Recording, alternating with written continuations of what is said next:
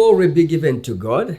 I'm just excited to be right here seated before this camera so that I can answer some of the critical questions that you have been throwing right at my Facebook account. I don't take it lightly. I appreciate you and thank you so much, because he who asks questions wins. That's what a wise man once said. Go ahead and ask questions so that you may know the truth, and the truth will set you free.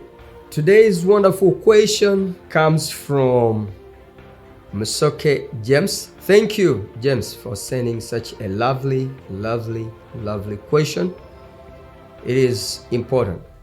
Remember, he who asks question wins, and you a winner already, James. And the question is, how can we rest in God's power and purpose? How can we rest in God's power and purpose? How can you rest in God's power? By knowing His Word. By knowing His Word, and you become a doer of His Word. Read it, know it, and do it. As you are doing it, you are fulfilling His purpose. And as you are fulfilling His purpose, you are fulfilling your purpose. For example, Matthew chapter 7, if I can read it for you. Matthew chapter 7. Matthew chapter 7. Matthew chapter 7. Matthew chapter 7, verse 24.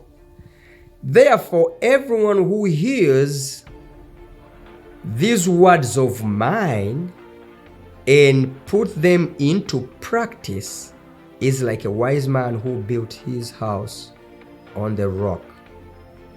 The rain came down, streams rose, the wind blew and beat against that house, yet it did not fall, because it had its foundation on the rock. Now look at what Jesus is saying.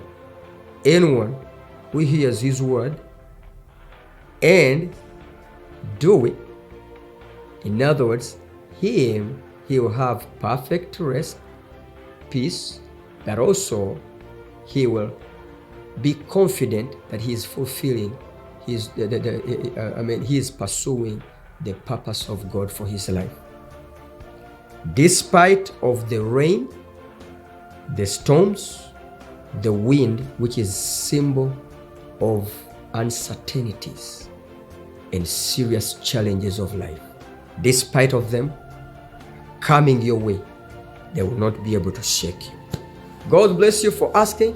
Keep it up, and let's meet again on this segment, Ask Pastor Herbert.